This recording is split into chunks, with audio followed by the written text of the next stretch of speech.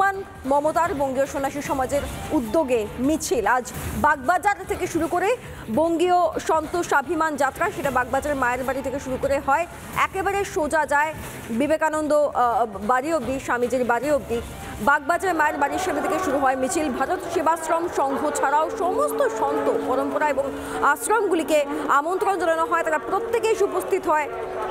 মায়াপুর থেকে, ইসকন থেকে, গৌরীয় মোড় থেকে, একাধিক জায়গা থেকে এসে উপস্থিত হয় শুভানুধ্যায়ী সাধারণ মানুষ, সাধারণ সনাতন মননের মানুষ, তারা এই মিছিলে অংশগ্রহণ করেন। শ্যামবাজার পাঁচমাথার মোড় থেকে হাতিবাগান হয়ে বিবেকানন্দ রোডে একেবারে স্বামীজির বাড়ি পর্যন্ত পৌঁছায় মিছিল এবং তারপর সেখানে স্বামীজির মূর্তির পাদদেশে আরতি করা হয়, যে ছবি হয়তো সাধারণত আমরা খুব একটা দেখে অভ্যস্ত নই। স্বামীজির মূর্তির পাদদেশে আরতি করা হয়। সন্ন্যাসীদের নির্লজ্জ অপমান, কলকাতায় প্রতিবাদ মিছিল সাধু সন্তদের, দেখুন সেই ছবি।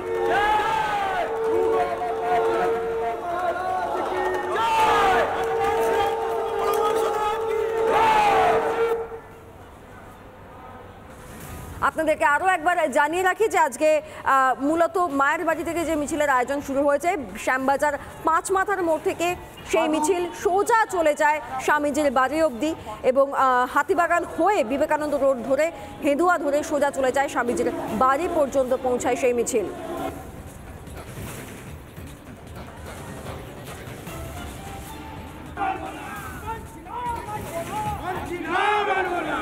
এবং একদিকে এবং আরো কিছু ছবি আমরা দেখতে পেলাম। হিন্দু বললেই সাম্প্রদায়িক দাগিয়ে দেওয়া, জয় শ্রীরাম বললেই সাম্প্রদায়িক দাগিয়ে দেওয়া প্রশ্ন তুললেন প্রতিবাদে মিছিলে আসা ছাত্ররা। ছাত্র সমাজও এই প্রশ্ন তুলেছে। একটা র্যালি হচ্ছে, যেটা তুমি কি সাম্প্রদায়িক? না, আমি সনাতন। সনাতনী। সনাতন নিয়ে কথা বললে তো সাম্প্রদায়িক তকমা মেলে। সেটা তো মিলবেই, কারণ আমরা কোন রাজ্যে বসবাস করছি, এটা হীরকরানির দেশ। অবশ্যই আমি আজকে আমার অফিস থেকে তাড়াতাড়ি করে বেরিয়ে এসেছি এটাই যোগদান করার জন্য। সাম্প্রদায়িক তকমা, সাম্প্রদায়িক সরকারের বিরুদ্ধে লড়ার জন্য।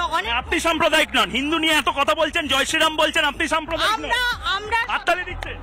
একদম তাই, সাম্প্রদায়ের বিরুদ্ধে লড়াই হচ্ছে এটা। হিন্দু কথা হবে, আর কারো কথা হবে না। রাম সেনারা সব, রামের সেনারা সবাই, রামের সেনা। রামের সেনা, তোমরা সবাই সনাতনীরা, সমগ্র সনাতনীরা। এই তুমি পড়াশোনা করো না? অবশ্যই পড়াশোনা করো, তাহলে এরকম সাম্প্রদায়িক মমতা বন্দ্যোপাধ্যায় বলছে, তারপরে তুমি হাঁটছো কি করে? এটা সাম্প্রদায়িক না, এভাবে একতরফা হয় না। রহিমের দেশ না, না এটা রামেরও দেশ, রহিমেরও দেশ, কিন্তু বাংলায় একতরফা হচ্ছে, কারণ মমতা ব্যানার্জি। আমাদের ভারতবর্ষের একটা ভারতবর্ষ একটা তীর্থক্ষেত্র এবং এই তীর্থক্ষেত্রকে অপবিত্র হতে আমরা কিছুতেই দেব না। এত বড় মিছিল এরকম দেখেছেন নাকি আগে? না দেখি। হ্যাঁ, ভালোই লাগছে। এরকম গেরুয়া বসন পরে সবাই যাচ্ছে। হ্যাঁ, ভালো লাগছে, খুব ভালো লাগছে দেখতে। সাম্প্রদায়িক কিসের সাম্প্রদায়িক? আপনি সাম্প্রদায়িক কথাবার্তা বলেন না। জয় শ্রীরাম যে বললেন, অনেকে তো রেগে যায় জয় শ্রীরাম বললে। আমাদের ভারতবর্ষের পুরাতন হিন্দু ধর্ম সাম্প্রদায়িকতা। আপনারা দেখলেন সিনিয়র এডিটর ময়ূখ রঞ্জন ঘোষ, তিনি প্রত্যেকের সঙ্গে কথা বলছিলেন, তিনি প্রশ্ন করছিলেন যে আপনারা কি সাম্প্রদায়িক, এই প্রশ্ন তিনি করছিলেন। তারা বলছিলেন যে তারা কেউ সাম্প্রদায়িক নয়, তারা সনাতনী এবং সনাতনকে রক্ষার জন্যই আজকে তারা পথে। সনাতনকে যেভাবে অপমান করা হয়েছে তার প্রতিবাদে আজকে তারা পথে। এবং এই যে আজকের মিছিল, সেই মিছিল থেকে আমাদের রাজ্যের যে সার্বিক ছবিটা, যে কঠিন ছবিটা, সেই ছবিটাই হয়তো আরো একবার উঠে এলো এবং মানুষের মনে যে কতটা কঠিন জায়গা করে নিয়েছে সেই বাস্তবগুলো হয়তো উঠে এলো। শাহজাহানদের মতো অস্ত্র নেই, পার্থ অর্পিতার মতো টাকার বান্ডিল নেই, এরকম বক্তব্য উঠে এলো আজকের সাধু সন্তদের মিছিল থেকে। দেখুন,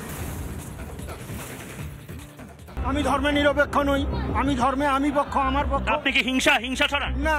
আপনি কি শেখ শাহজাহানের মতন অস্ত্র? আপনার পকেটে কত টাকা আছে? অপার টাকা আছে? দেখান দেখি। এক পয়সা নেই। আমরা কি চুরি করেছি? তাহলে পার্থ চ্যাটার্জির মতন চাকরি চুরি করেননি? আমরা কেন চুরি করবো? আমি চোর নই, তাই আমি বড় কথা বলতে। মানে সাধুরা রাস্তায় নেমেছে, চোরেরা তাই ভয়। একদম। আপনার পকেটে অপার মতন টাকা আছে? কত কোটি টাকা আছে? আপনি জয় শ্রীরাম বললেন, সে আসুন সামনে আসুন। হ্যাঁ, অনির্বাণ একটা লজেন্স আছে এই সাধুর কাছে। ময়ূররঞ্জন ঘোষের সঙ্গে আমরা দেখছিলাম যে সাধুরা আজকে পথে নেমেছে এবং তারা বলছেন আমাদের কাছে অস্ত্র নেই, কোটি কোটি অর্থ নেই, কিন্তু আমাদের সনাতন মন আছে, এবং সেই ছবিটাই আজকে আমরা দেখতে পেলাম। মূলত আজকে যখন ওই রাস্তা দিয়ে যখন সাধুরা যাচ্ছিলেন তখন সেই রাস্তাকে ধুয়ে দেওয়া হচ্ছিল, তারা খালি পায়ে হেঁটে যাচ্ছিলেন, অনেকে তাদের পায়ে জল ফেলে তাদের পদ পরিষ্কার করছিলেন, সেই ছবিটাও আমরা আজকে দেখেছি এবং আরও একবার সেই ছবিটা আমরা আপনাদেরকে দেখাচ্ছি। গরম তপ্ত রাস্তা এবং এই তপ্ত রাস্তাতে এভাবে জল দেওয়া হচ্ছে শুধুমাত্র একেবারে রিক্ত পায়ে, অর্থাৎ খালি পায়ে মহারাজ তারা এখানে যাচ্ছেন। আপনারা খালি পায়ে এই গরমের মধ্যে এভাবে যাচ্ছেন, একটা সরকারের পতন এবং শুধুমাত্র ক্ষমা যাতে মুখ্যমন্ত্রী চায় তার জন্য এত কষ্ট কেন করছেন? আমাদের দেয়াল পিঠে ঠেকে গেছে। ড্রামকে ড্রাম জল এখানে আনা হচ্ছে এবং সেগুলো পায়ে ছড়িয়ে দেওয়া হচ্ছে শুধুমাত্র সাধুদের যাতে পায়ে গরম না লাগে।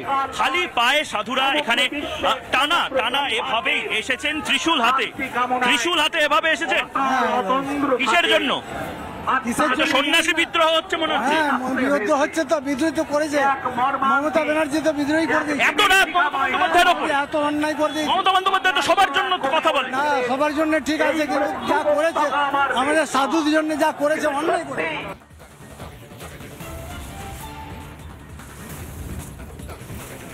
দেওয়ালে পিঠ থেকে গিয়েছে, তাই আজকে তারা পথে, এবং সত্যি সত্যি একদম খালি পায়ে তারা গোটা রাস্তাটা হেঁটে যান। তাদের জন্য জল ঢালা হয় সেই রাস্তায়, এবং সেই রাস্তার উপর দিয়ে সাধু সন্তরা এবং সর্বোপরি বয়স নির্বিশেষে, মানে বিভিন্ন বয়সের মানুষদের আজকে আমরা এই রাস্তায় দেখেছি। এবং শুধুমাত্র সনাতনীদের যেভাবে অপমান করা হয়েছে সেই অপমানের প্রতিবাদে আজকে তারা পথে নেমেছিলেন। একেবারে শ্যামবাজারের পাঁচ মাথার মোড় থেকে হাতিবাগান হয়ে হেদুয়া হয়ে বিবেকানন্দ রোড হয়ে সরাসরি তারা পৌঁছান স্বামীজির বাড়িতে, এবং সেখানে তারা স্বামীজির সামনে স্বামীজির মূর্তিতে তারা আরতি করে।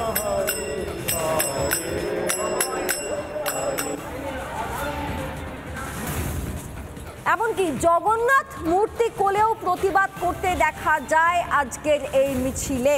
সম্প্রতি একটি মন্দিরেও রেড হওয়ার মতো অভিযোগ তোলা হয়েছিল, এবং তারপর আজকের আমরা যে মিছিলটা দেখছি সেখানে জগন্নাথ মূর্তি কোলেও প্রতিবাদ করতে দেখা যায় আজকের এই মিছিলে।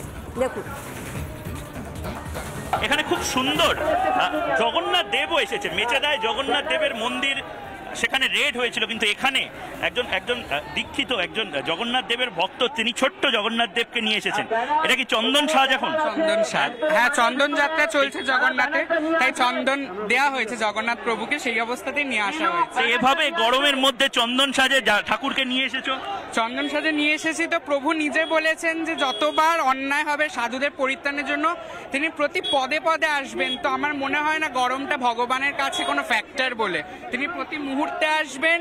গরম পড়ুক, বর্ষা হোক, প্রচন্ড শীত পড়ুক, তিনি মাঠে নামবেন। তাই জগন্নাথ দেবের আসবেন, নৃসিংহ রূপে মাঠে জগন্নাথ দেব নামবেন, অবশ্যই নামবেন।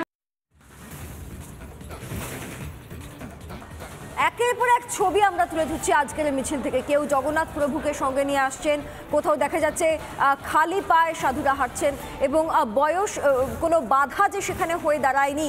সনাতনী মননের সকল মানুষ, শুধুমাত্র সাধু সন্তরাই নন, বহু সাধারণ মানুষ, বহু ছাত্র সমাজের একটা অংশকে আমরা দেখতে পেয়েছি। অফিস থেকে কেউ দ্রুত ফিরে এসেছেন এবং তারা এই মিছিলে যোগদান করেছেন। সেই বিভিন্ন ছবিগুলো আমরা আপনাদের সামনে তুলে ধরেছি।